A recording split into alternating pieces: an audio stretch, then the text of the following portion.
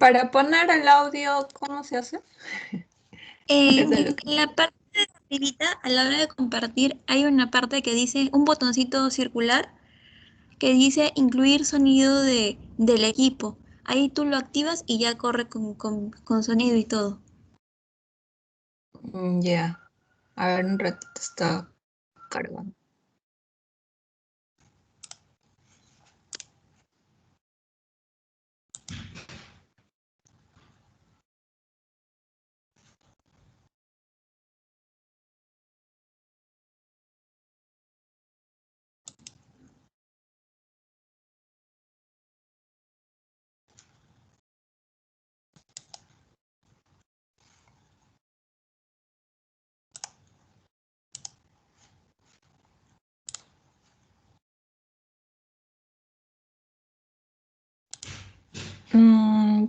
¿En qué parte está lo del audio? No lo veo. Ah, o sea, cuando tú en el mismo Microsoft Teams, a la hora de compartir pantalla, tú pones y arribita dice incluir sonido del equipo. Ahí tú Ah, ya lo vi, clicas ya lo vi. donde, ajá, ahí. Doctor, más bien ahí está María Eugenia. ¿Ya llegó? Sí, acá está ¿Sí? María Eugenia. Oh, qué Doctor, bien, qué alegría. ¿me escucha? Hola. ¿Me escucha? Te escucho, te Doctor, siento. disculpe. No te preocupes. ¿Aló? No te preocupes. Hola. ¿Aló? Sí, doctor, buenas tardes. Doctor, disculpe, ¿Qué lo que pasa es tal? que vengo teniendo problemas con mi internet y justo fueron a cambiar el módem de Movistar porque el internet se iba cada rato y ayer tuve problemas y no pude ingresar y me iba a comunicar con usted. Ahora también estoy de mi teléfono porque el Ya, internet de mi casa sigue fallando.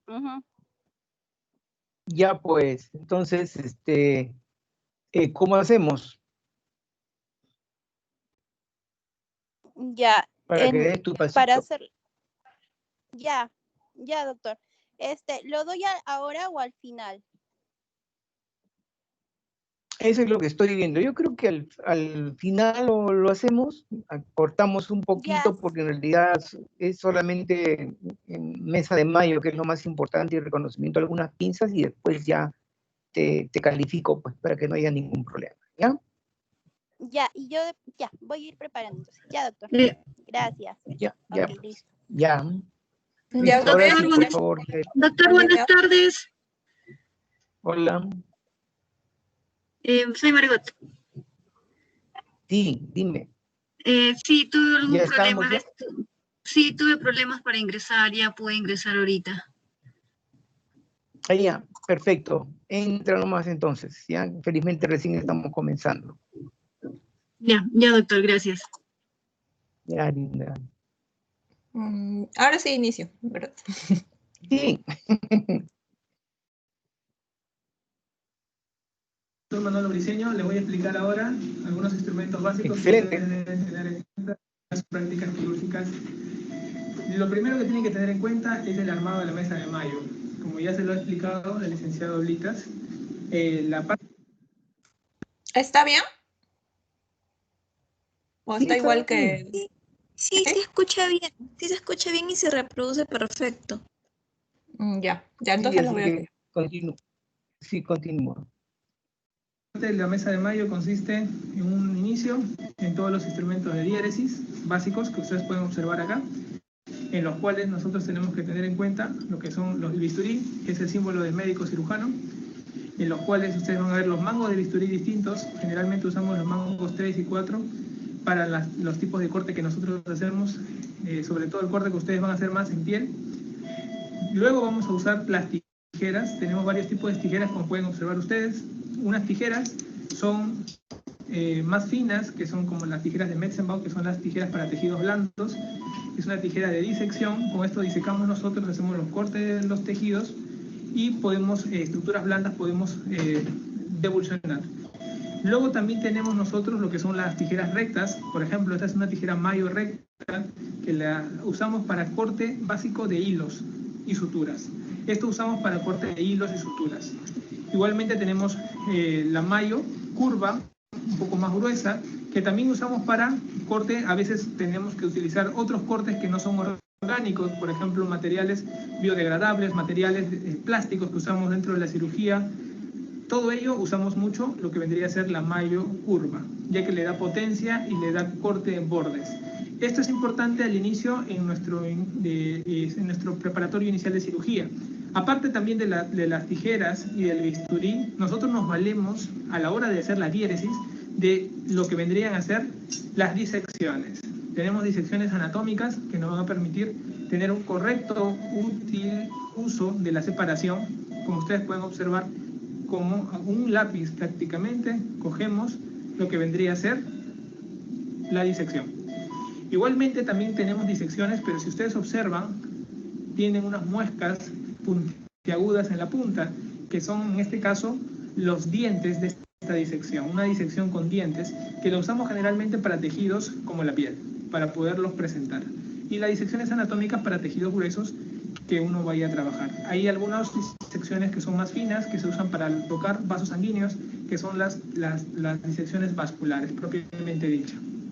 Entonces ustedes observan que aparte de las disecciones, aparte de los diferentes mangos de bisturí y las tijeras, también están cerca unos separadores. Nosotros en cirugía tenemos diferentes tipos de separadores. Hay separadores mecánicos que uno mismo tiene que estar separando, y hay separadores autostáticos que lo usamos mucho cuando estamos haciendo disecciones por zonas regionales. Este es un separador de FARAVIEW, es un separador clásico, en el cual va a ser su mejor amigo en el internado, porque van a estar haciendo mucha separación. Luego que ustedes acaben toda esta primera parte, que vendría a ser la diéresis, ustedes pasan a la cirugía propiamente dicha, y va a sangrar la cirugía. Entonces van a pasar a algunos instrumentos importantes, como son las hemostásicas. Todos los aparatos hemostáticos que ustedes están observando, desde un aspirador como el Yankauer, que es un aspirador que ustedes van a mirar, hasta las diferentes pinzas que uno puede trabajar. Por ejemplo, acá tenemos las pinzas mosquitos, curvas clásicas, los mosquitos.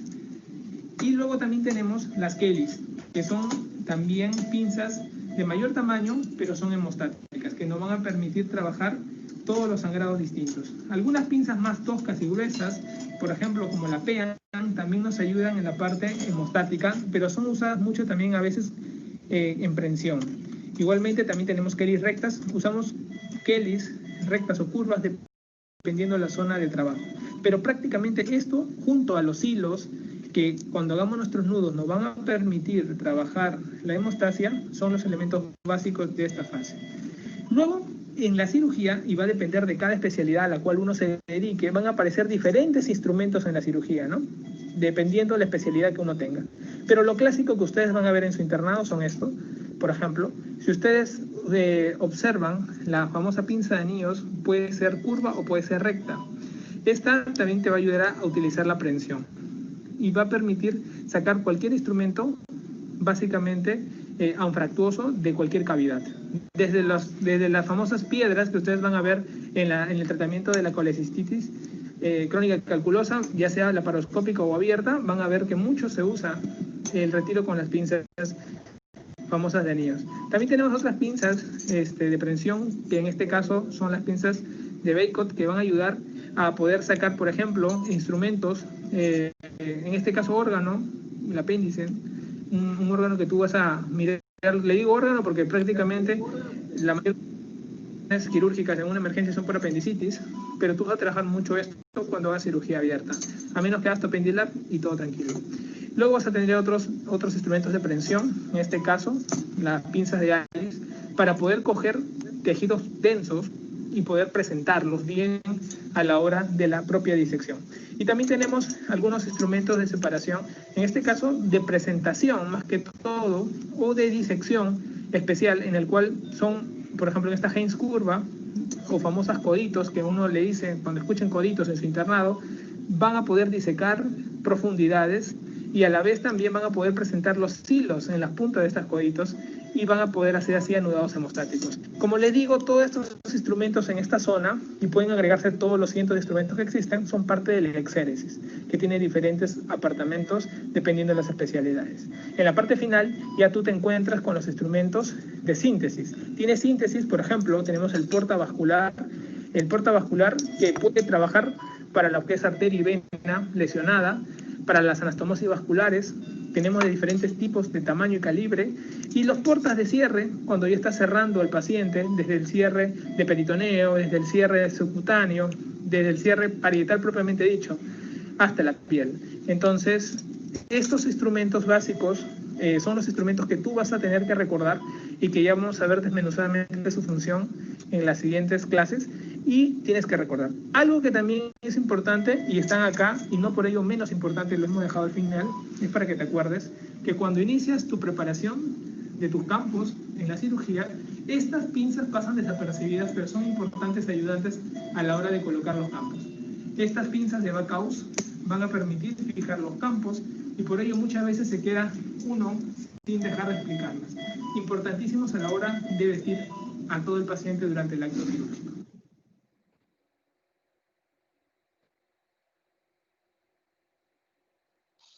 Bien, el otro. Ya lo voy a poner ahorita. Ujú.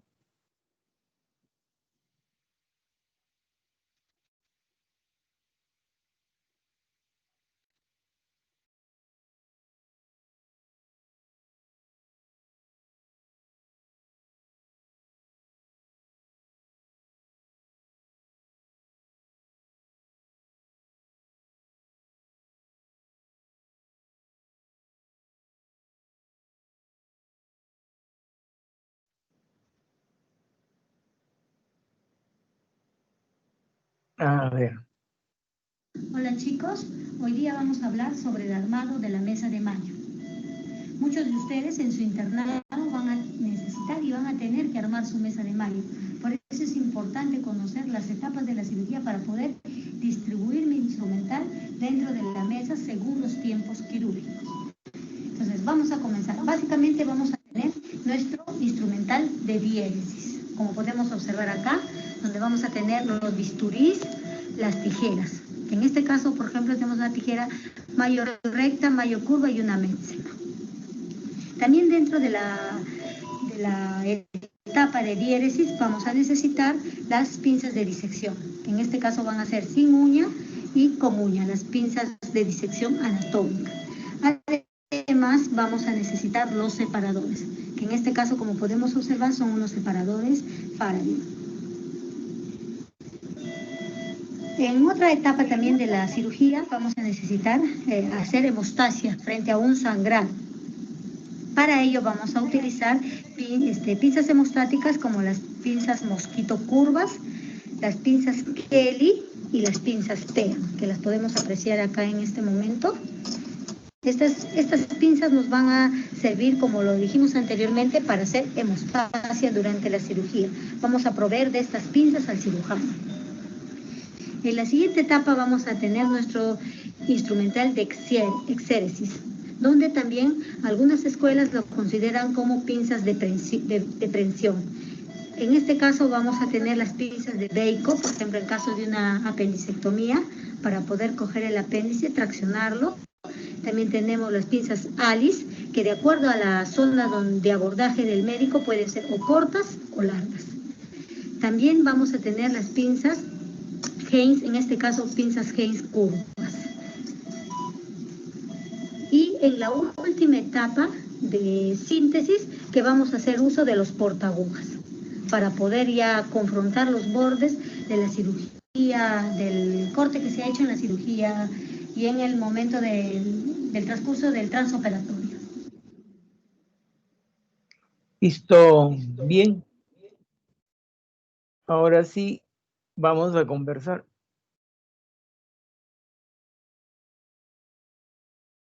¿Me escuchan, no? ¿Sí? Sí, doctor. Sí, doctor. Ya, excelente. Perfecto. Entonces, fíjense, hay dos presentaciones, ¿no?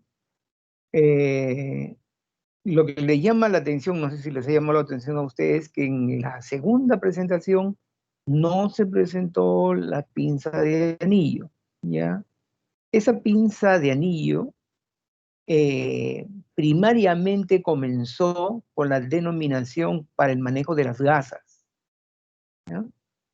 porque eran largas y tranquilamente uno podía entrar a cavidad con una gasa húmeda para limpiar y también gasa seca para secar en forma local cuando hacíamos la cirugía abierta. Después se dieron cuenta de que podían también ser pinzas de prensión, ¿ya?, y de tracción, y eran indispensables para el tratamiento de las colecistectomías abiertas, porque se cogía la vesícula que iba a ser sacada, ¿no? O sea que uno podía cogerlas bien, porque al fin y al cabo, de todas maneras, como era media toscona, tenía la particularidad de hacer un proceso inflamatorio en el cuerpo, en el tejido que nosotros traccionábamos. Por lo tanto, se utiliza en la vesícula porque va a salir. Eso nos daba, con pequeña tracción, la exposición perfecta para localizar el conducto cístico y su arteria al costado, la arteria cística, o algunas variaciones, ¿no? Entonces, se incorporó como una parte importante de la exéresis. Otro detalle que también van a encontrar ustedes en las diferentes escuelas y en diferentes hospitales y diferentes cirujanos, ¿ya?, es el hecho que en realidad la mesa de Mayo tiene esos elementos que son constantes, ¿no? Primero, la diéresis, el corte, donde se utilizan, como habían dicho, los manguitos de bisturí 3-4, pero hay otro manguito 7, ¿ya? Ese 7 tiene el mismo calibre, acepta la misma hoja que el número 3, pero es largo y muy estilizado. O sea que uno utiliza el 7 para cirugía plástica, exclusivamente para cirugía plástica. Lo van a ver. Es larguito, estilizado, mucho más fino, para un manejo mucho más delicado de la pieza operatoria y de los tejidos, ¿ya?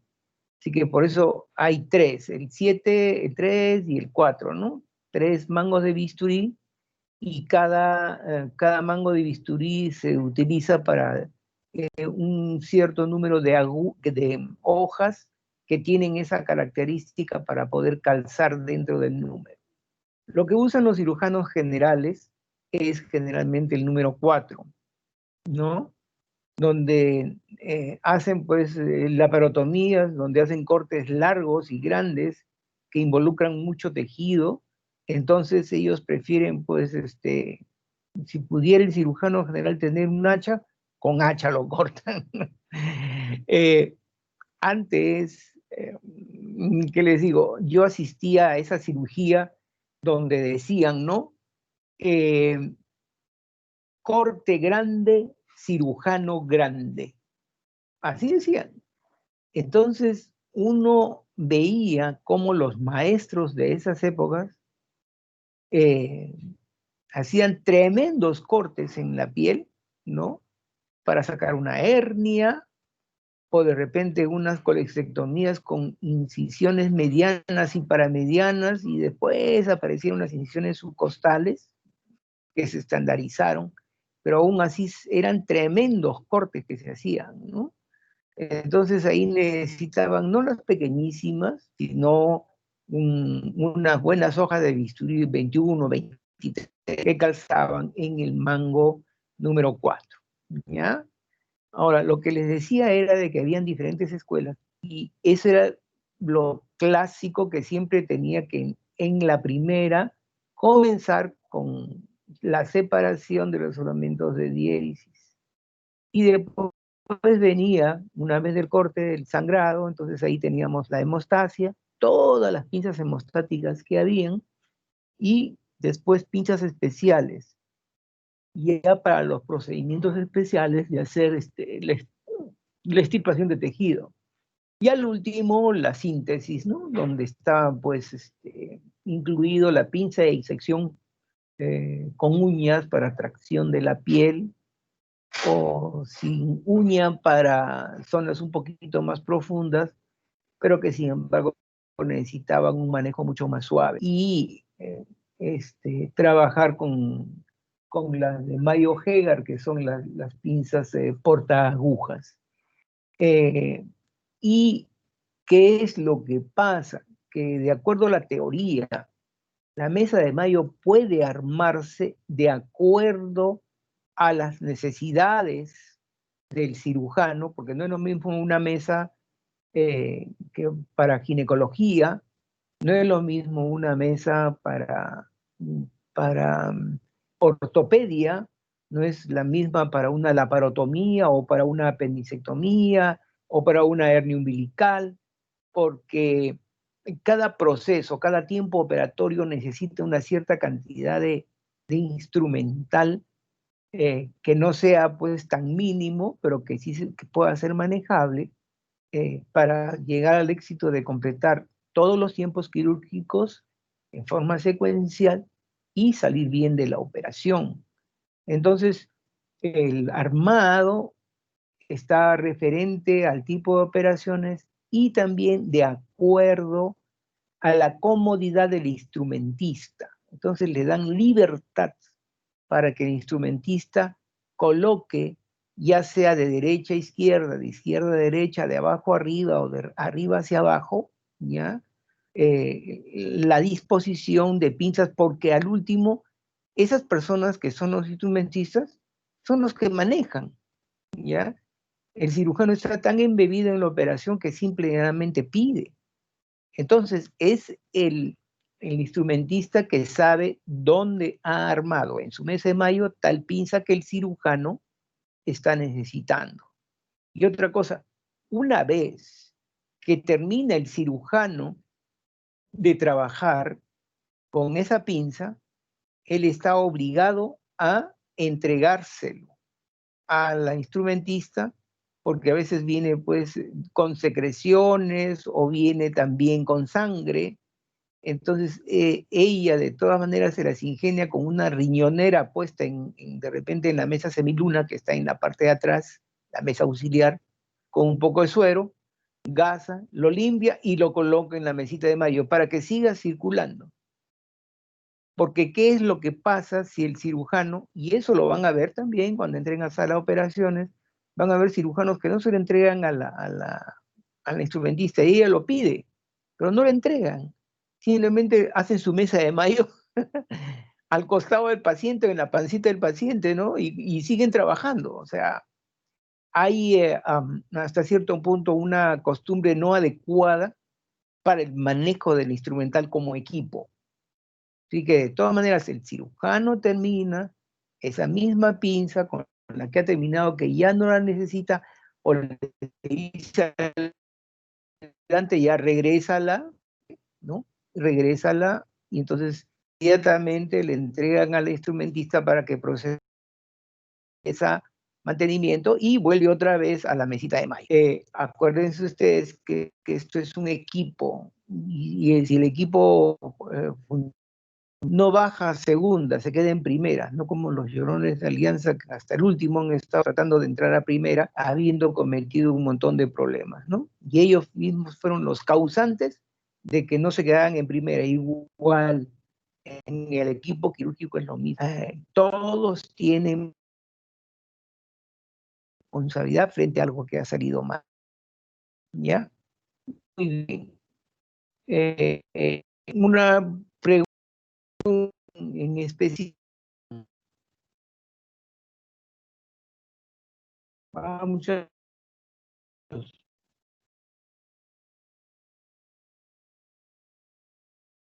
A ver, una de las cosas también, me están escuchando, ¿no? Una de las cosas Sí, doctor. que por ejemplo, el doctor, las pinzas ya no se están utilizando porque actualmente la cirugía videoendoscópica o bariátrica o endoscópica, como quieran llamarla, ha invadido todos los ¿qué le digo? Los momentos quirúrgicos de cirugía de todo, ¿no? ahora hacen artroscopías, ¿no? Y operan por artroscopía.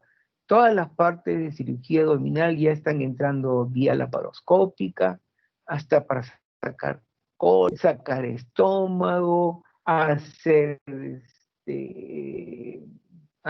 procedimientos para el tratamiento de la úlcera. Ese es un chiste. Ah, me han hecho recorrer, qué bonito. Miren, cuando comenzó la cirugía laparoscópica, comenzaron, ¿no? En forma esporádica, y esta cirugía laparoscópica tiene años, sino que nunca habían perfeccionado cómo manejar, cómo manejar lo que se necesitaba para separar las vísceras, ¿no? Tipo de gases que ponían, incluso le metían oxígeno, la posibilidad de que volaran. Había un montón de accidentes y poco a poco se fue perfeccionando, ¿no? Hasta que, como les digo, habían cirugías que se supone que solamente los hacían los súper recontra especialistas en cirugía, por ejemplo, gástrica para el tratamiento de úlceras. Ustedes saben que definitivamente ya eso ha pasado, porque es bien raro que se opere una úlcera. La úlcera se opera en sus complicaciones, por ejemplo, estenosis, ¿no? Del píloro, por una úlcera que al último estenosa, por cicatrización. Después viene sangrado, ¿no es cierto? Por sangrado, si es un sangrado tienes que entrar en emergencia para solucionar el problema, y generalmente sangra la arteria pilórica, ramela gástrica. Entonces, eso también se hacía, o sea, hay indicaciones para entrar a operar. Ahora el tratamiento es médico, nada más, y solamente sus complicaciones son las que se operan. Y comenzaron a ensayar operaciones, primero con vagotomía troncular, porque se dan cuenta que definitivamente el problema era de la hipersecreción por las células parietales del ácido, ¿no? Entonces eso motivaba a tratar de amputar al sistema nervioso autónomo que irrigaba esa zona. Entonces dijeron, bueno, vamos a hacer la vagotomía bilateral. ¡Pum, pum! Se tiraban los vagos, ¿no? Que corrían en el esófago, el anterior, que era del lado derecho, y el posterior, que era del lado izquierdo. Hasta que después dijeron, no, ¿por qué vamos a tirarnos el vago derecho si en realidad el problema está en el vago izquierdo, porque es el que te inerva toda la parte del antro y también de la vesícula? Ya cuidemos la vesícula, o sea, habían procedimientos quirúrgicos que poco a poco fueron perfeccionándose. Eso es lo que se hacía. Hasta que aparece la cirugía laparoscópica, ¿no? Donde decían pues que se podía hacer tranquilamente, por vía laparoscópica, una ultra selectiva, ¿no? Donde solamente se entraban por un pequeño huequito, un laparoscopio, con pinzas chiquitas podían tranquilamente hacer seromiotomía anterior gástrica, con eso se le daban todititos los nervios, ¿ya?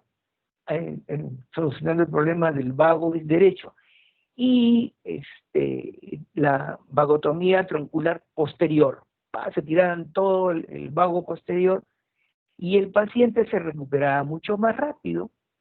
Y era una escuela quirúrgica francesa que lo hace, y que eso tenía más o menos, en la época que yo hice la especialidad, ya tenía como 10 años de uso, y estaban recién lanzando, y el primer British Journal que lo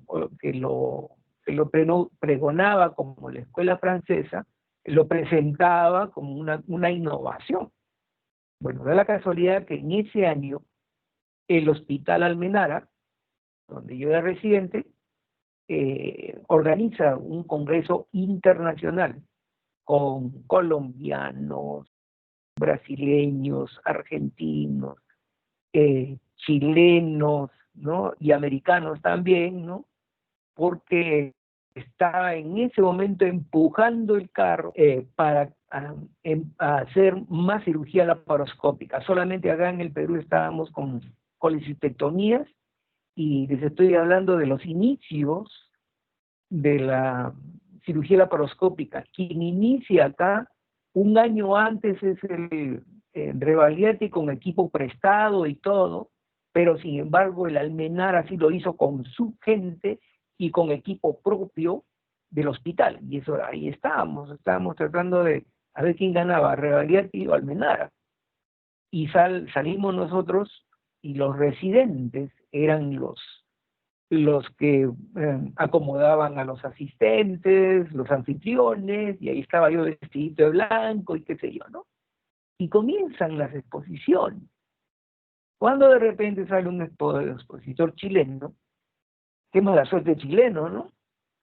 Y comienza a hablar sobre la colecistectomía laparoscópicas, que no sé qué, que por acá, y está pasando películas muy interesantes.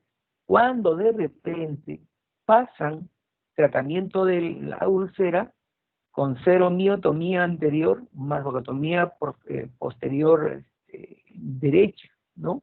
Y él decía, bueno, esta técnica es muy interesante, yo recién le estoy viendo y que no sé qué. Se cegó, porque ¿cómo era posible que estaba presentando eso y no sabía de lo que estaba viendo, ¿no?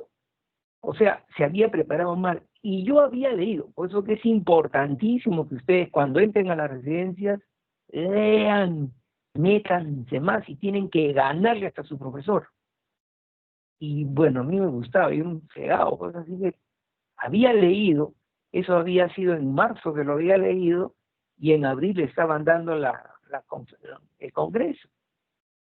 Así es que terminó la exposición, yo levanté mi manito, ¿no? Después me di cuenta de mi error, por supuesto, porque fue salvaje lo que hice, ¿no? Me presenté, soy el doctor Hugo Martínez, residente del primer año de la Universidad Nacional, yo soy de Villarreal, ¿eh? Nacional Federico Villarreal, ¿no? Y muy grato lo que está diciendo, doctor fulano de tal, pero, sin embargo, comencé a hablar pues de la escuela francesa, que tenía 10 años, y que los resultados han sido muy buenos, muy alentadores. Sin embargo, tenían problemas con dumping, y tenían otros problemas justamente por el dumping de malabsorción. ¡Pucha! El otro que estaba frente al auditorio, primero se puso pálido, después se puso rojo, después se puso verde, y no supo qué decir, porque un residente peruano le sacó el alma, ¿no? A un expositor internacional. Por eso que y por supuesto mi jefe de departamento me quería comer, pues, ¿no? Y mi asistente, que era mi coordinador general, me mataba con sus ojos. Fue una cosa terrible. Pues me di cuenta de que, caramba, de repente lo hubiese hecho en una cuestión coloquial, ¿no? Entre los asistentes y los residentes, pero como el Almenara tiene la particularidad, y creo que todos los hospitales de enseñanza tienen la particularidad de que todos los residentes son competitivos, porque supone que los primeros lugares nomás entraban al Almenara, ¿no? Entonces éramos competitivos, ahí te sacabas el alma o te la sacaban, ¿no? Entonces para mí era como algo normal de hablar y contradecir con ideas bien claras y fundamentadas científicamente, sino también te apaleaban, ¿no? Fue terrible. Bueno, hablando de las pinzas, ¿no? Y de los tratamientos que comenzaron con cirugía laparoscópica. Tengo la suerte de haber empezado cirugía laparoscópica acá en el Perú con grandes profesores, ¿no? Bueno, saliendo del tema es ese, ¿no? Pero les digo que ustedes, incluso si aquellos que les gusta cirugía, que comiencen a averiguar sobre las pinzas. Porque, por ejemplo, nosotros tenemos al doctor Rota,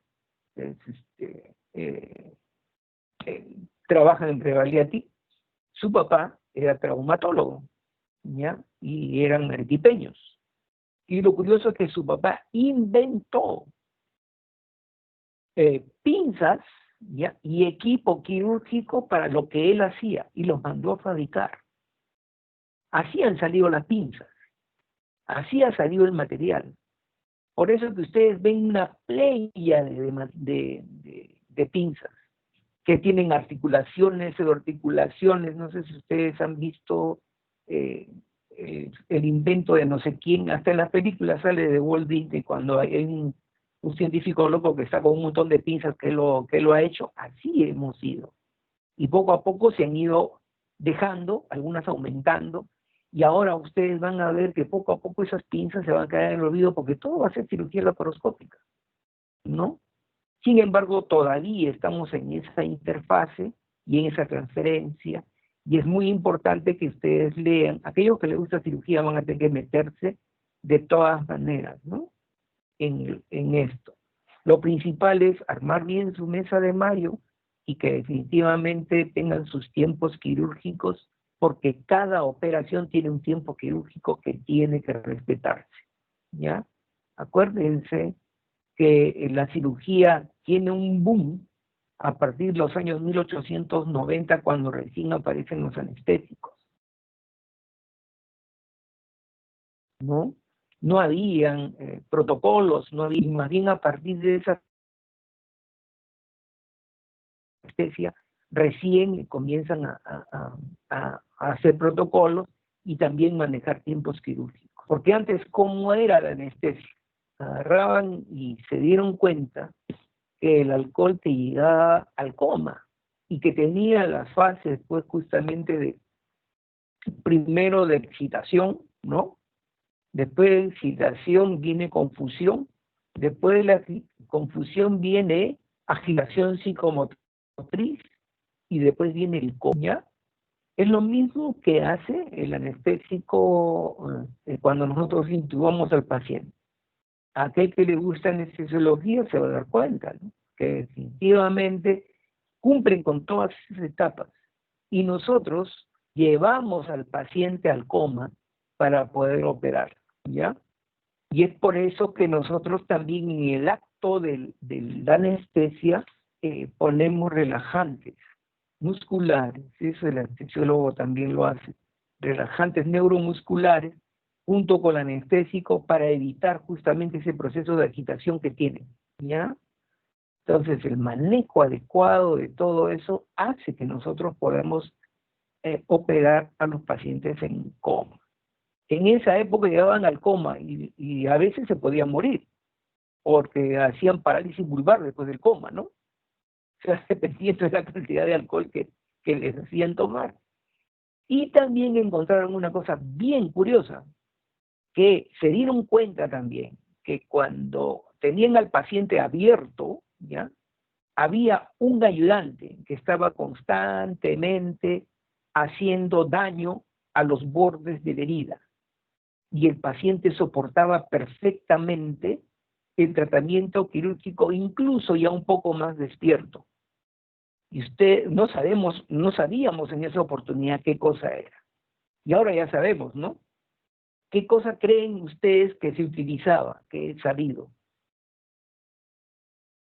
¿Por qué el lesionar constantemente la piel o la herida, ¿no? Hacía que se soporte mejor el acto quirúrgico? ¿Alguien tiene alguna idea?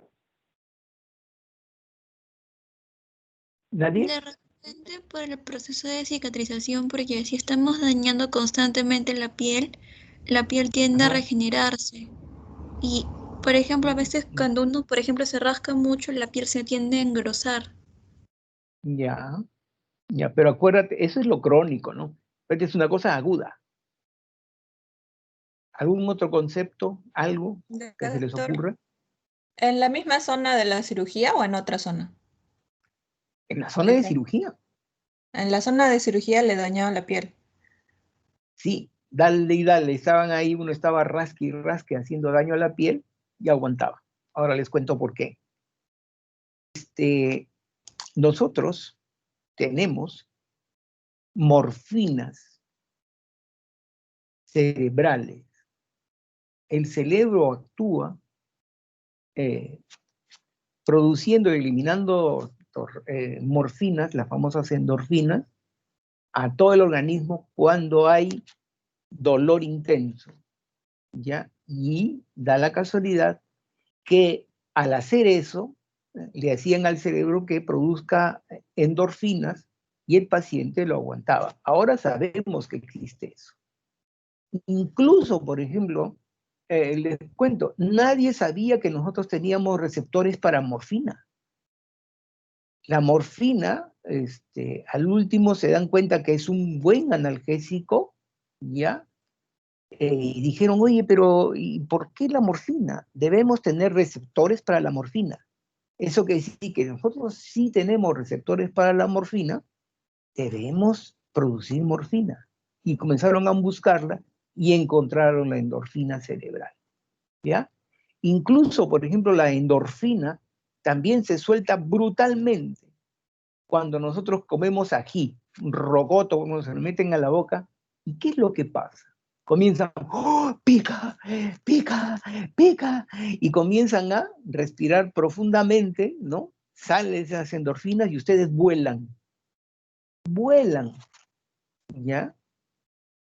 Y uno vuela. No sé si les ha pasado, pero han comido mucho y han comenzado a sentir que están volando, ¿ya?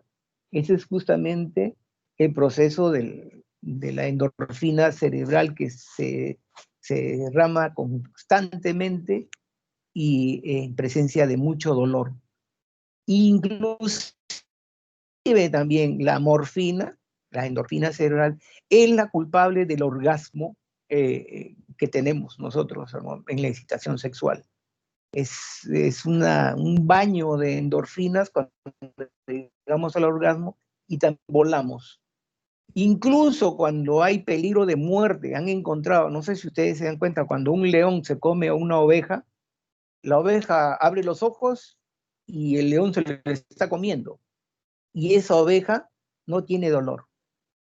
¿Por qué no tiene dolor? Porque su cerebro en el último acto de defensa suelta endorfinas y se muere. Por eso es de que nosotros llamamos al orgasmo la muerte chiquita, ¿no? Es cosas bien interesantes referente a las endorfinas, por si acaso. Léanlo, entren a YouTube y comienzan a hacer todo lo que significa endorfinas. Y en los años 1800, antes del advenimiento del anestésico, utilizaban justamente eso sin saber. Qué interesante, ¿no? Bien. Ahora sí, por favor, pregunten, porque tengo que tomar examen a mi amiga. Vamos. Doctor, yo tengo una pregunta. Dime, No con entendí confianza. muy bien el mecanismo de los separadores autostáticos que mencionaron. ¿Cuál es la Ya, diferencia de los Faraday? ya. Los Faraday son mecánicos. Tú los haces, ¿no? Tú los agarras y tú traccionas, es mecánico. ¿Qué pasa con el autostático? El autostático son también separadores que tú también los accionan, pero se quedan abiertos como los dejaste, porque tienen adminículos que permiten que sigan abiertos las aperturas, y vas a darte cuenta cuando veas las imágenes en la clase teórica que son completamente diferentes, porque cada una tiene su función. Por ejemplo, estás hablando de los Farados, también te puedo hablar de los Richardson, que son Farados pero más grandes, y las valvas anguladas son más anchas y permiten más tracción, ¿ya? Pero sin embargo tú vas a encontrar separadores de Balfour que tienen también sus valvas que tú las jalas, pero ya no regresan, porque tienen una traba que las coge a los dos con ganchos, de tal manera que como tú te estiras, ahí quedaron. Tienes que liberar el gancho para que vuelvan otra vez las válvulas a su sitio. Esas son las autostáticas, ¿ya? Hay de diferentes tamaños, hay compuestas también con 3 valvas, ¿no? Y eso lo vas a descubrir de esa forma. Sin embargo, para cirugías pequeñas, como hernias, ¿no? Hernias umbilicales, hernias inguinales, abiertas, ¿no? No laparoscópicas, porque eso ya de nada sirve cuando estamos operando laparoscópica, ¿no? O para separar, por ejemplo, paciente llega al consultorio, doctor, tengo una bala hace 6 meses y no me la puedo sacar. Le digo, a ver, ¿dónde está? ¿Está metida en el hueso, cerca al hueso? No, olvídate, no te toco porque es muy difícil que yo pueda llegar a ese sitio. Pero doctor, sáqueme, vente dentro de 6 meses. Y a los 6 meses la bala comienza a migrar, comienza a migrar y a veces se ve. Entonces, cuando la palpo, la toco y la veo, ya, ahí, ahora sí te corto. Pero yo necesito de dónde vas para entrar. No lo va a hacer un cortezote en el muslo, en la pierna donde lo tiene, ¿ya? Sino que simple y llanamente meto mis Faraday, ¿no? Delgaditos, ahí delgaditos, y hago tracción, el ayudante hace tracción mecánica, ¿no? Y me permite tranquilamente sacarlo con una pinza a la bala, por decirlo, ¿no? Son para operaciones pequeñas y cirugías menor. Incluso si yo encuentro una persona flaquita, que tiene una apendicitis aguda, usted sabe perfectamente que el apéndice apenas toca el peritoneo ya aparece el dolor epicrítico. ¿Hemos hablado de eso? Sí, ¿no? ¿Del dolor prostatopático, del dolor epicrítico o no? ¿No? No, doctor. No. Ya, No, a ver. doctor. Ya, perfecto. Entonces ya me metí en más clases, pero es bonito. Ya.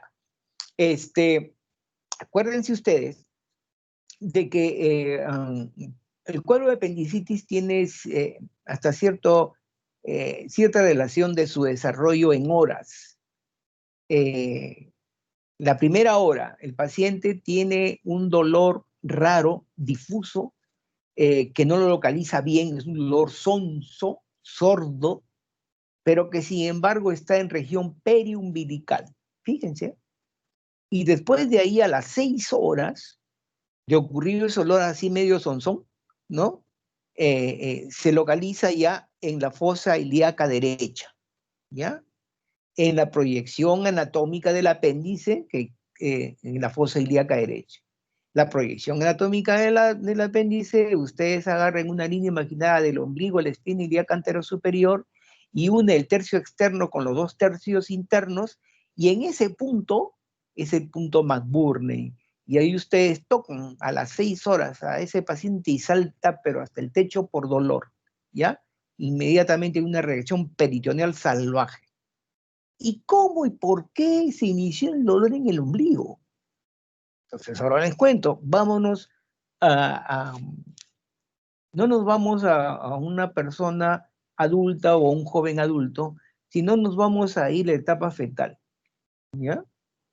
En la etapa fetal existe el conducto ónfalo-mesentérico del feto, ¿se acuerdan? ¿Se acuerdan de eso? Ya. Entonces, ¿qué pasa? El feto y el conducto ónfalo-mesentérico, las asas intestinales están afuera del feto, están en ese conducto ónfalo-mesentérico, hasta que el feto comienza a crecer, ¿ya? Y lo involucra el conducto ónfalo-mesentérico y comienza a caer de lo que estaba en la parte externa, ¿ya? Y las asas intestinales también comienzan a desplazarse hacia abajo hasta llegar hasta el reto peritoneo y se unen gracias a las fascias, ¿no? La fascia de Toltz para el intestino grueso, ¿no? Y después viene la fascia de Yeldt, que es para el intestino delgado. ¿Y cómo se une a la de Toltz? Ya saben, los parietocólicos derecho, izquierdo, ¿no? El transverso con su meso y el sigmoides también con su meso, y solamente y en la fase de Yeldt llega todo el meso que se inserta desde el ángulo de Treis hasta la fosa ilíaca derecha, ¿ya? Y después de ahí, una vez que cae en forma vertical, todavía se cae hacia abajo, entonces queda colgando el meso. Entonces, ¿qué ha pasado?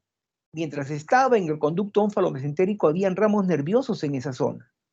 Y cuando comienza a caer, los rayos nerviosos comienzan a soltar sus prolongaciones mientras el asa intestinal comienza a bajar, las asas intestinales bajan, y también bajan las conexiones nerviosas del apéndice. Entonces, cuando el apéndice se inflama, ¿ya? Se han quedado esos ramos nerviosos, ¿ya? En la región periumbilical. Entonces, el primer síntoma es un dolor que nosotros llamamos tipo protopático. Es un dolor sonso, es un dolor que no tiene sentido, pero ya sabemos que es por las proyecciones nerviosas, el momento de la rotación del intestino delgado, que cayó desde el ónfalo hasta que llegó a su posición original, que era la ilíaca derecha. ¿Y dónde sale el epicrítico? Cuando ha seguido la inflamación, se ha infectado, cuando los gérmenes han crecido bruscamente y lo han hecho crecer, y llega un proceso inflamatorio en el apéndice, y da la casualidad que él, ¿ya? A cualquier movimiento tiene un dolor. Y si ustedes le ponen la mano y empujan el peritoneo al apéndice, aparece el dolor epicrítico, ya localizado. Por eso es que tiene un tiempo que se da, generalmente será 6 horas. Y lo dice bien claro, ¿no? Dice bien claro en los primeros signos y síntomas que tiene el apendicitis de acuerdo a las horas. Si no lo controlamos y ese paciente llega después de 12 horas, ténganlo por seguro que ya está ese apéndice perforado. Ya se puede morir el paciente después de 12 horas.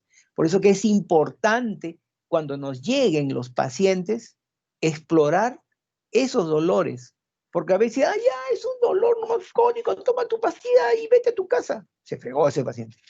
Porque dice, el doctor me ha dicho que no es nada, tomo mi pastilla, y la pastilla lo aguanta todo, y después llegan podridos. Y al último terminan mal. Por eso que es importante. Si ustedes le preguntan al paciente, el paciente va a decir, ¿y usted vino a verse? Sí, el doctor de acá de medicina me dijo que no era nada y me mandó al OIU, ¿no? Entonces, la semiología para nosotros es importante. Aquello que le guste cirugía, por supuesto. ¿Ahora sí me has entendido algo? ¿Sí? ¿Sí? Sí, De los doctor. autostáticos, de los mecánicos, y también, bueno, estamos hablando de apendicitis. Qué bonito el tema. O sea, todo lo que tienen que saber. Ya, ¿qué otra cosa hay? Cuenten. Pregunten. Tengo una Sí, pregunta. sí. ¿Cuándo se sabe cuándo utilizar un instrumento recto y uno curvo? Porque no Qué entiendo. bonita, linda pregunta. ¿Sabes qué cosa? Nosotros votamos los rectos. En cirugía lo que usamos es curvo. Acuérdate que no somos un papel, ¿no?, de largo y de ancho, no tenemos 2 dimensiones, siempre somos tridimensionales, ¿no? Entonces, ¿qué sucede? Si yo trabajo con un instrumento recto, no me permite a mí de repente coger una arteria o un tejido que está a pocos milímetros de mí, pero tengo que dar una vuelta, ¿no?, para localizarlo. Entonces siempre necesitamos los instrumentos curvos, porque no somos de 2 dimensiones. Sin embargo, esas pinzas que tienes es cuando todo está bien descubierto y tranquilamente, por ejemplo, un vaso, lo que tú quieres coger, lo ves. Pero de todas maneras es bien difícil que llegues a tener esa visualización casi directa en cirugía abierta, porque da la casualidad que nosotros somos tridimensionales, no somos bidimensionales. Las ponen ahí, si faltan, bueno, tenemos que usarlas, pero nosotros queremos curvas, ¿ya? Es raro que utilicen. Y te vas a dar cuenta, si te gusta cirugía, te vas a dar cuenta que la recta no tiene mayor función. Yo utilizo, y todos los cirujanos siempre prefieren curvas, ¿ya? Qué bonita pregunta. ¿Qué otra? Doctor, buenas tardes. Yo tengo una Sí, pregunta. Una consulta, Dime. doctor. En el caso de el armado, bueno, en el caso de la mesa de mayo, ¿es igual para todos los pacientes hasta neonatología o se usan otros instrumentos? Sí, otros completamente. No olvídate, no son iguales. Acuérdate que, por ejemplo, cuando están hablando de pinza de tracción, ¿no? Están hablando de las pinzas Alice, están hablando de las Backup, ¿no? Están hablando también de las Mixer, Gray, las Coditos, que son las mismas cosas al final, ¿no? Tienen diferentes tamaños, diferentes texturas. Se utilizan en términos generales para exposición, pero a la hora de ya hacer la exéresis de cada órgano, hay pinzas especiales para retirarlas, ¿ya? El armado de mesa en general tiene que tener de todas maneras su diéresis, tiene que tener sus hemostáticos, tiene que tener su síntesis. En el medio están ya las pinzas especiales de acuerdo al tejido que vamos a abordar, de acuerdo a los aparatos y sistemas que vamos a tocar, ¿ya? Esa es la diferencia, pero después el resto sí hay, porque todos sangran, a todos necesitamos cortar, a todos necesitamos suturar y cerrar, pero los instrumentos en el medio, los que son especiales, depende del tipo de operación. Tú, por ejemplo, en traumatología necesitas osteótomos, ¿no? Tú necesitas desperiostizadores. ¿Qué les estoy hablando? Que ellos, por ejemplo, para llegar ellos trabajan en hueso, para llegar al hueso necesitan de todas maneras sacar todo lo que significa músculos, todo lo que significa nervios, todo lo que significa arterias con los famosos separadores autostáticos, o simplemente con unos buenos Richardson que los ponen ahí, o Farab grandes, ¿no? Mientras el traumatólogo coge el aparato especial que es el osteótomo. Es como una paleta dura, ¿ya? Delgadita, que puede tranquilamente entrar a la parte del periósteo y levantarlo. Es un tejido duro, pero que sin embargo es móvil, semimóvil. Si yo me pego al hueso, puedo tranquilamente sacar ese periósteo y permito entrar al hueso para hacer cualquier cosa. Y una vez que termino, pongo otra vez el periósteo encima, que es un protector del hueso, y después todos los tejidos, por decir, ¿no? ¿Te das cuenta? O por ejemplo, tienes una operación de neurocirugía. Tú necesitas trepanar un cráneo. ¿Cómo lo vas a trepanar? Tiene que ser con una sierra especial. Es una sierra maleable y haces justamente huequitos con berbiquí pequeñísimos, con sonda guiada para no pasarse hasta el cerebro, y donde puedes tranquilamente hacer 3 huecos de referencia o 4 huecos de referencia en forma simétrica, y por debajo, subósea, pasas hasta el otro hueco, entras por un hueco y pasas por el otro hueco, y comienzas a hacer un movimiento de sierra y destapas todo una parte, por ejemplo, del parietal, del temporal, del occipital, donde quieras hacer la preparación.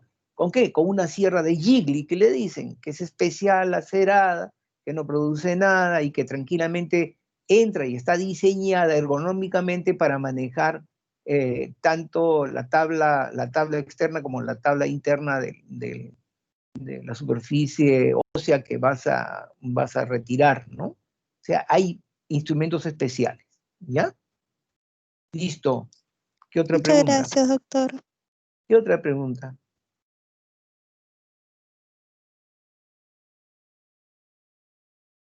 Bien, yo Doctor, creo... en el Sí, caso, dime. en el caso Sí. de, por ejemplo, de que vayamos a usar un instrumental, o sea, como por ejemplo una sierra, por ejemplo, para alguna amputación, o en caso de Ya, que vayamos a usar un instrumental, o sea, que no sean pinzas en sí, como ya. tal, ¿en qué lado de la mesa de mayo la pondríamos? ¿O estos instrumentos van en otra mesa? Perfecto, es una pregunta bien bonita. La mesa de mayo tiene más o menos a ver, será pues 50 por 40 centímetros, nada más, es pequeñísima, ¿no? Y ahí entran perfectamente todos los equipos esenciales, las pinzas esenciales de instrumental esencial, ya por eso es la mesa de mayo, la cual está pegada, inclusive mira, la mesa de mayo, cuando son operaciones muy pequeñas, dices, yo no necesito instrumentista, lo que yo necesito es una circulante para que me abra los paquetes donde está mi material, porque basta conmigo con una mesa de mayo para poder operar. Entonces la mesa de mayo la pongo al frente mío o al costado o en la parte de abajo como yo me acomode, ¿ya? Yo siendo cirujano, para tener acceso, o sea, imagínate, yo soy diestro, ¿no? Y quiero operar un ombligo, con una mesita de mayo me basta. Entonces pongo la mesa de mayo, ¿no? A mi mano derecha. Si yo pongo mi cabeza pegada a la cabeza del paciente hacia la derecha, tengo la opción de trabajar con mi mano derecha en el ombligo y también en mi mesa de mayo. Y con la mesita de mayo, yo tranquilamente con mi ayudante, mi ayudante me puede también auxiliar y yo también me ayudo porque es una operación pequeña y bastante bien. Sin embargo, cuando nosotros necesitamos, por ejemplo, lo que me estás diciendo en traumatología, ¿no? Tú necesitas una amputación, te dan equipo de amputación y ahí definitivamente te dan pinzas, no tienes idea, cualquier cantidad de pinzas, porque lo primero que tienes que hacer para amputación, ¿qué cosa es? Localizar el nervio, ¿ya? Principal y localizar la arteria con la vena. Una vez que localizas arteria, vena, nervio, te vas encima de ellos salvajemente, los agarras con las pinzas coger, esas que tienen hasta ganchos para que no se te escapen, porque ahí tienes que llorar si te escapas una arteria salvaje, tienes que meterle puntos, anudarla y cortarla, y aparte de eso, todo es sangrante, entonces pones pinzas como dé lugar hasta donde puedas, y después de ahí, de ver eso, entras a la amputación. Cuando ya terminaste la amputación, comienzas a ligar. Si es que no tienes electrocauterio.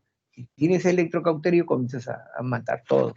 Si no quieres ligar, pues hay una cosa mucho más sencilla, porque encontraron con 500 milímetros de mercurio de presión en un manguito colocado en la parte superior del fémur, si tú quieres agarrar supracondilia la amputación, basta con el manguito, lo pones a 500 en vez de 200 en el brazo, por ejemplo, para tomar la presión arterial, o 250 para hacer exangüe todo el miembro superior, le pones 500, ya no desangra nada, y ahí sí, con pinzas igual sacas, y después tú cierras. ¿Dónde vas a tener ese material? No puedes ponerlo en la mesa de mayo.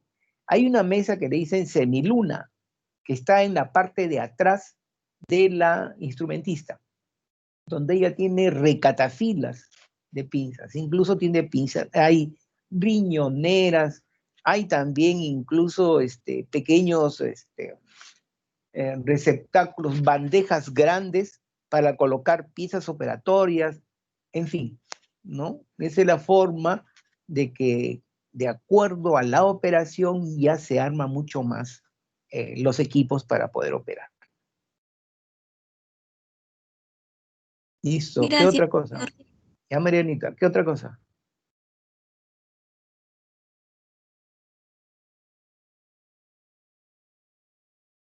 ¿Todo está bien? Por favor, lean la parte teórica, que es bonita, y si quieren, pues pueden, aquel que le gusta cirugía, ¿no? Pueden meterse un poquito más en la historia de la cirugía, que es hermosa. Le he contado algunos pasajes de lo que hemos aprendido y lo que nos han enseñado, ¿no? Y es bonito, verdaderamente es emocionante saber de dónde, ¿no? De dónde salió todo, ¿ya? Yo creo que estamos bien para hacer esta práctica. Ya me quedo con nuestra amiga para que pueda dar. Quisiera hacer, Sí, tengo una duda. En dime. separadores estáticos en una imagen vi que entre los tipos de valvas vi una valva maleable. Quería saber en qué Ya, cirugía se usa. ya, excelente. Las válvulas son aceradas, pero son maleables. Generalmente las valvas se utilizan en cirugía abierta cuando uno trabaja órganos que están móviles, que se mueven y que al último, con su movimiento, ¿no? Y la localización que tienen, pueden impedir que tú puedas llegar al órgano que vas a operar. Esas valvas maleables te sirven y te limitan también el campo que tiene que quedar libre alrededor de lo que tú vas a hacer. Por ejemplo, tú entras en una peritonitis brutal, ¿ya? Paciente que te llega de 3 días con la panza hinchada, prácticamente un desequilibrio hidroelectrolítico y ácido básico severo. Ponle que está entrando ya en acidosis metabólica. Tú sabes que la acidosis metabólica ya es el punto de no retorno, pero lo han compensado como sea y pues y entramos, ¿no? Entonces uno encuentra en primer lugar una atonía salvaje, ¿no? Simplemente por la hipocalemia, ¿no? Una atonía salvaje, más la sepsis y todo. Entonces, ¿qué es lo que hacemos? Ponemos primero tratar de separar todas las asas, porque resulta que si hay una peritonitis por apendicitis ridícula, ¿no? Anda, búscalo el apéndice. Entonces simplemente agarramos gasas hasta campos pequeños, empujamos todo y le ponemos la valva, ¿ya? Encima de los campos y le decimos al ayudante, te fregaste, ahora jala. Y ellos simplemente se quedan prendidos con las valvas maleables mientras me deja operar, ¿ya? Se utilizan para separar las vísceras móviles y que impiden la entrada quirúrgica adecuada. También cuando los sitios son completamente estrechos. Una colecistectomía tienes que ponerle valvas. Incluso tienes valva número 1, valva número 2, valva número 3. Hay maleables y fijas que se utilizaban, ¿no? Las valvas de fino quieto, es decir, todos los adminículos posibles para retirar y presentar el campo operatorio lo mejor, ¿ya? Acuérdense que la vesícula está debajo del ombligo. Cuando nosotros entramos a operar abierta, ¿ya? Incluso tenemos que preparar al paciente, porque de acuerdo a las técnicas quirúrgicas, y ustedes lo van a encontrar en los libros clásicos, al paciente que iba a operarse de la vesícula le ponían un campo grueso en la parte posterior lumbar, antes de hacerle la antisepsia y todo. ¿Por qué? Para levantar y presentar el tórax hacia arriba y la vesícula bien pegada ya hacia la superficie para que nosotros podamos entrar. ¿Ya? Así era antes. Ahora no. La cópico ya lo haces y el aire hace función de valva, ¿no? Bota toditito y tú puedes operar limpio. ¿Ya? Bien. ¿Qué otra? Doctor, mañana, el día de mañana me parece que somos el primer grupo que va a llevar videocirugía. Entonces, quería pedirle un favor, doctor. Me parece que nosotros empezamos esa clase de videocirugía a las 5, me parece. Pero no sé si es con usted o si es con otra persona. Bueno. Nosotros siempre sacamos la lengua entre nosotros, los profesores. Hay ciertos profesores que hacen biocirugía, ¿no? Porque la tienen, pues, ¿no? O sea, es cuestión de... Todos manejamos videocirugía, pero hay personas que ya no tienen tiempo y ya se han quedado, pues, ahí, igual con los profesores que dictan las clases magistrales, ¿no? Claro. Entonces, a mí me han especificado que yo voy a hacer todas las prácticas y tenemos un grupo de profesores que nos dedicamos a eso. Pero video cirugía ya son otros. ¿ya? Ah, Es una ya. pena, ¿no? Porque, pucha, si no estaríamos hablando de, de cositas, ¿ya? Sino Así que que, no voy a ser yo. Sí, dime. en caso de que como, bueno, nos dicen que a veces los horarios de videocirugía dependen de cada doctor, entonces, para evitar, o sea, como que problemas y que nos pasemos de repente un poquito de la hora, ¿cree que el día de mañana podríamos empezar unos 10 minutos antes, o sea, tipo 12:50, en la evaluación Perfecto. para poder llegar a tiempo también a Ma- la clase? Ya, excelente. No hay, por mí, no hay ningún problema, hija mía. Yo, cuanto más rápido también tenga, porque tengo otros cursos también, enseño más cursos.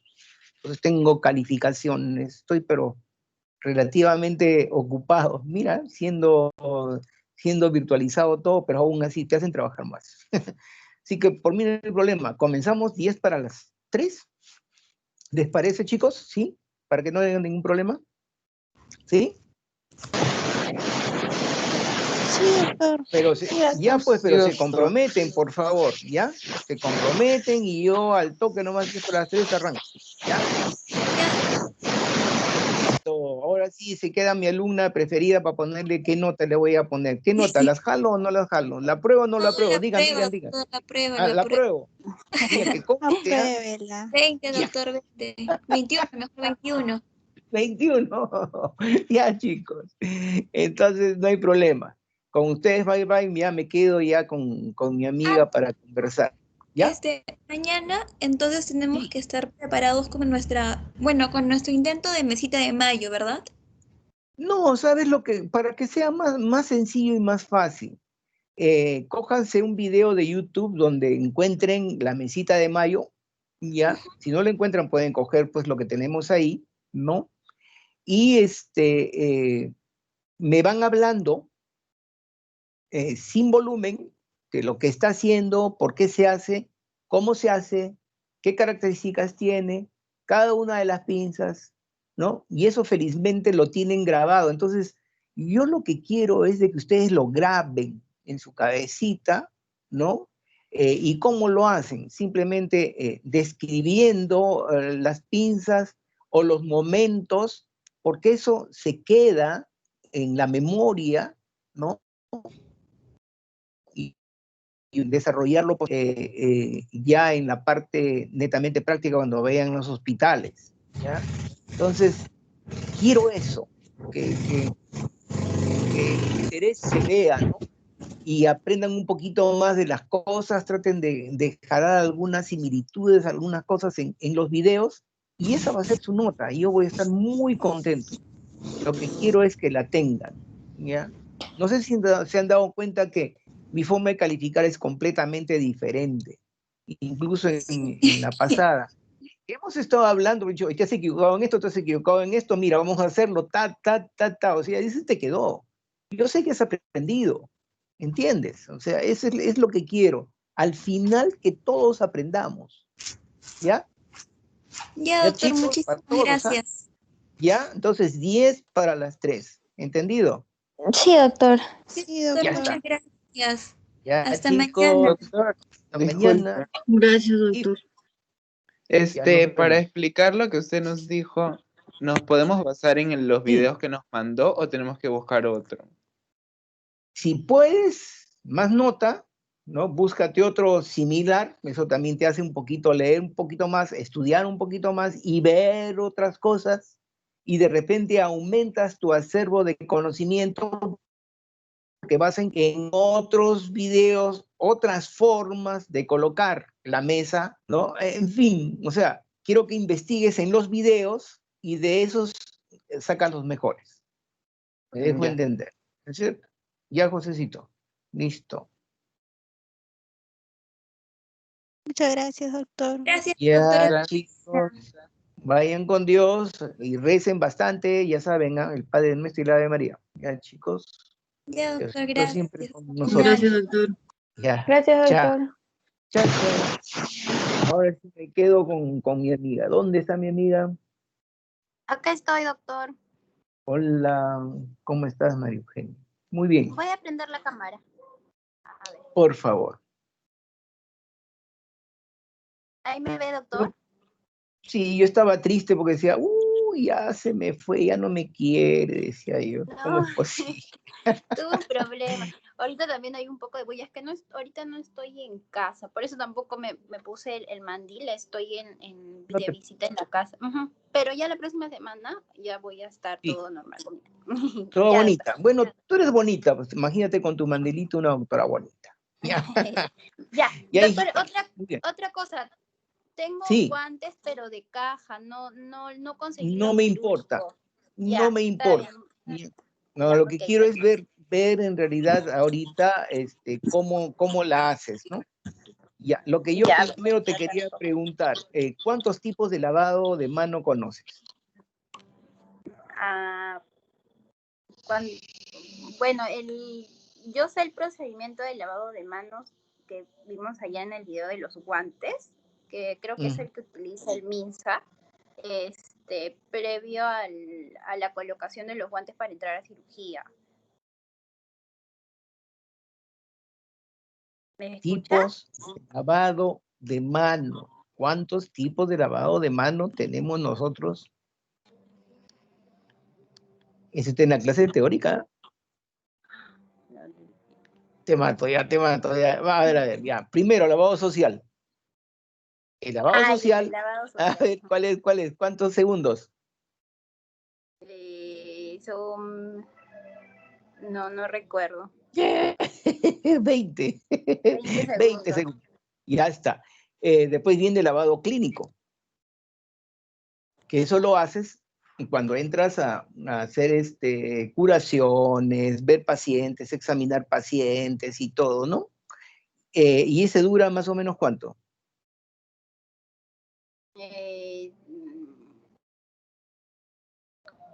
Un minuto, 40, sí, 60 segundos.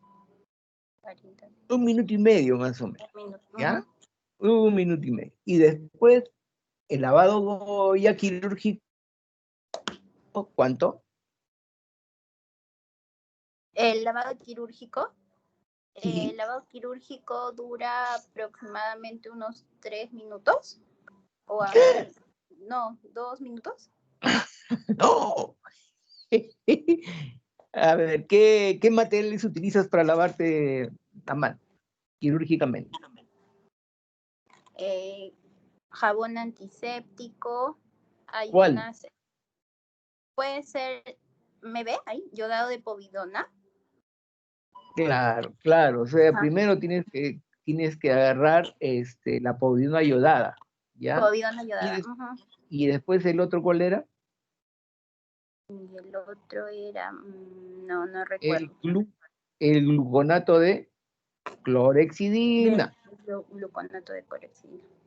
Al 4%, ¿ya? Si tú utilizas el gluconato de clorhexidina al 4%, puedes lavarte hasta 5 minutos. En cambio, la iodopovidona se extiende hasta 7, 8 minutos, ¿ya? Ahora, ya me está picando y quiero ver si has leído algo. A ver, vamos, ¿no? ¿Qué cosa es asepsia?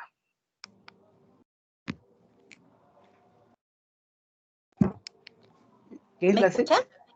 Sí.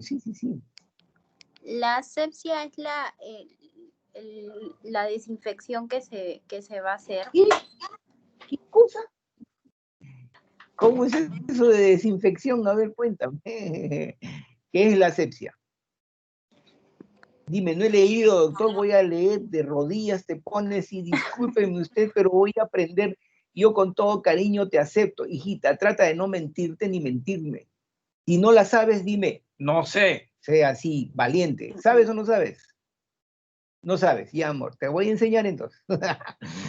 Mira, ¿qué cosa es la asepsia? La asepsia es un estado que se logra, ¿ya?, al eliminar todos los gérmenes habidos y por haber.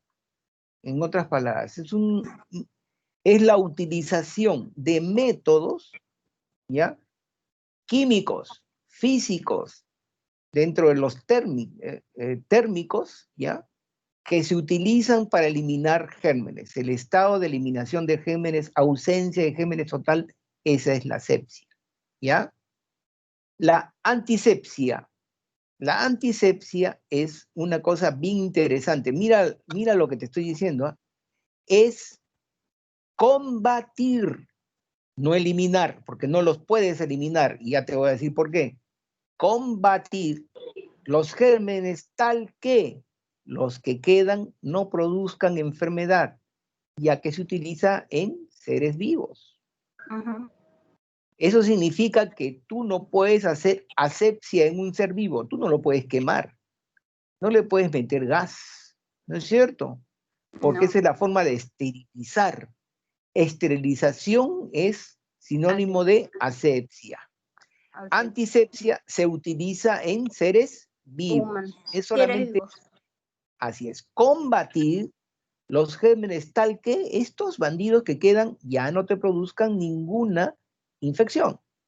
Y es diferente a desinfección. La desinfección, fíjate lo que te digo, ¿eh?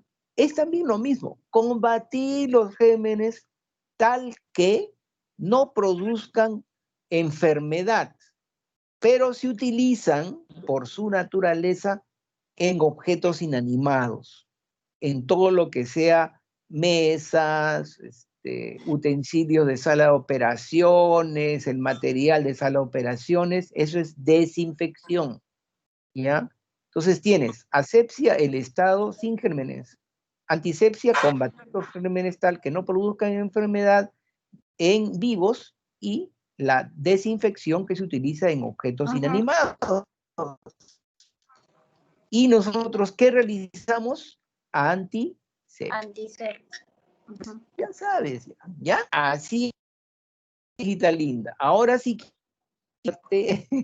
quiero ver la parte de lavado de manos. Vamos, ya. Lávate las manos. Ya, bueno, previo a la colocación de guantes, lo que vamos a hacer primero es, las manos tienen que estar libres de objetos como pulseras o joyas. No, guantes no, quiero lavado de manos. Ya, está bien. A ver. Bueno, el lavado de manos, lo primero que voy a hacer es, bueno, mojar las manos, después colocar en las palmas de la mano lo que es el líquido, puede ser en este caso Yodopovidona o clorhexidina. Yodopovidona. Ya. Ajá, ya, colocamos Un antiséptico. Antiséptico en la mano. Lo que Claro. vamos a hacer primero es frotar las manos. Después Ya. la palma de la mano derecha, en este caso, sobre el dorso de la mano, entrelazando los dedos. Lo que vamos a hacer es frotar. Ambos procedimientos los vamos a hacer en ambas manos, ¿no? Ahora en la mano dominante. Ya. Ahora, después lo que vamos a hacer es unir las palmas de las manos, entrelazar las manos y hacer lo que es frotar. Ya. Ahora, los dedos, los dorsos de los dedos sobre la palma de la mano izquierda, uniendo así, vamos a hacer lo que es frotar. No, así no. No, María. ¿No? Agarra y engánchate con los dedos que tú me has dicho, pero engánchate de tu mano. Una mano ponla en prono y la otra en supino y júntalas. A ver, ¿sabes qué cosa es prono? Dime, hijita, ¿cómo pones tu mano en prono? No, yo lo había visto así en el video. No. A ver, ¿cómo es tu mano en prono? ¿Así? Ya, ¿y la supino, cómo es? Con la palma hacia arriba, ¿no es cierto? Palma hacia arriba, sí, pero está bien, junta los dedos, no la palma con el dedo. Junta los dedos, pero los dedos se enganchan. ¿Tú has visto la imagen de la Capilla Sixtina cuando Diosito le pone el dedito al hombre y el hombre quiere agarrar a Diosito? ¿Cómo se agarran? Para que el hombre no se caiga. Una mano en prono de Dios. Sí. ¡Eso! Ya está. Entonces te frotas y mira, si tú te das cuenta, estás frotándote la palma y también estás agarrando la falange media y distal de los dedos, ya que en la primera hiciste ya tanto el masaje como anterior y posterior de los intertrigos, de las relaciones interdigitales, y faltaría eso. Ya, ¿qué más? Después de eso, ¿qué más? Ya, después voy a el dedo pulgar, voy Ya, con los dedos de la otra mano, voy a ya, darlos así, voy a frotar cada dedo. ya, Ahora el de acá. ya, perfecto. Pero hay una cosa, María Eugenia. Yo te quiero decir que no se llama pulgar. ¿Cómo se llama? Este es el dedo pulgar. Tú eres médico, ¿ah? Tú eres doctora. Vamos. Sí, ya, el Primer dedo. primer dedo. ¿Y por qué se llama primer dedo?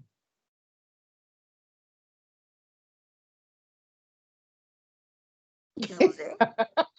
A ver, ya, a ver, una cosa. Muéstrame la cara anterior de tu mano. Ya, esta es la Anterior. anterior. ¿Ah? No, estoy confundida. Cuando tú enseñaste anatomía, mira, cuando aprendiste anatomía humana, ya, mira, hija, anatomía humana, ya, te enseñaron cuál es la posición anatómica. Señálame cuál es la posición anatómica, que es a nivel mundial, todos lo saben, todos los médicos lo trabajan. Por eso es que la palma de la mano es la cara anterior y el dorso de la mano es la cara posterior. Ya, eso quiere decir que si tú dejas los brazos colgando, vas a encontrar colgando, y poniendo la cara anterior en la posición anatómica, ahí está, cuelga tus manos y es tu posición anatómica. Una persona parada de pie, con la mirada al frente, los brazos caídos y las palmas mostrándolas ahí, y vas a encontrar que los dedos pulgares son los primeros dedos. El primer dedo, sí. Así es, mijita, o sea, que todo tiene una relación, en medicina es así, y tú vas a tener que hablar como médico. Entonces, cuando te digo, a ver, dime cuál es tu tercer dedo. ¿Cuál, doctor? ¿El anular, el pulgar, el de la cosquilla, el meñiquito? No, olvídate eso. Y ese es para los nombres. Primer dedo. Y ahora estamos hablando de que tú te estás frotando tranquilamente en esa parte la falange media y distal de los otros dedos, ¿no es cierto? ¿Terminaste ahí tu lavado de manos o no? ¿Qué falta? No, falta los dorsos de los dedos, Los se van a frotar pulpejos contra de- la palma de la mano. O la cara Pulpejo anterior de la mano. los pulpejos de los dedos. Los pulpejos, el dorso y el pulpejo de los dedos, así. Eso, Y mijita. lo mismo vamos a hacer con la otra mano. Excelente. Entonces ya sabes cuánto es el lavado clínico. El lavado clínico son 2 minutos. Yo te acabo de decirte, ¿qué pasó? Yo te he dicho lavado clínico. El lavado clínico, ¿cuánto es? El lavado clínico me dijo de 1 minuto a 1 minuto y medio. 1 minuto y medio, nada más. ¿Y el quirúrgico? El quirúrgico pueden ser hasta 6, dependiendo del líquido antiséptico, hasta 5 a 6 minutos, hasta 10 minutos. A ver, mi amor, a ver. Me confundí. Dependiendo, está perfecto. Dependiendo del material que tú uses. Si tú utilizas la iopovidona, es hasta 7 minutos. 7 Si tú minutos. utilizas la clorexidina, es 5. ¿Ya? 5 minutos. Eso está en tus clases, así que no te preocupes. ¿Ya? Ahora lo voy a repasar. Claro, yo sé que lo vas a hacer. ¿Ya? Dice, que el doctor me ha arrastrado en el piso, ha zapateado un guainazo de esos encima de mi cabeza, y yo no sé cómo que vengarme, tengo que estudiar para que nunca la más... próxima le voy a responder todo. Primerita. A ver, mi hijita lista, por eso mañana ya nos toca, acuérdate de la mesa de mayo, todo lo que hemos hablado, ¿no? ¿Ya? Para que tú puedas tener exacto el conocimiento, para que cuando te vayas a un hospital digas, o sea, mi profesora ha sido el doctor Martínez, pero si no sabes, no digas que yo he sido tu profesora, si no me pongo a llorar. Ya, lindita. Muy bien. Entonces, María, bueno, Doctor, no le escucho bien. ¿ya? No te preocupes, practica, practica, practica, no te preocupes que ya te he calificado. Yo ahorita voy a entrar a la máquina para ponerte tu nota. ¿Ya, mijita? Ya, Y doctor, mañana me voy a nos vemos estudiar, bien. me voy a Ya, repasar. sí, lo necesito. Ya, Ya, ya. doctor, no se preocupe. Chao. Ya, Ya, no hasta te luego. ya, mijita. Chao.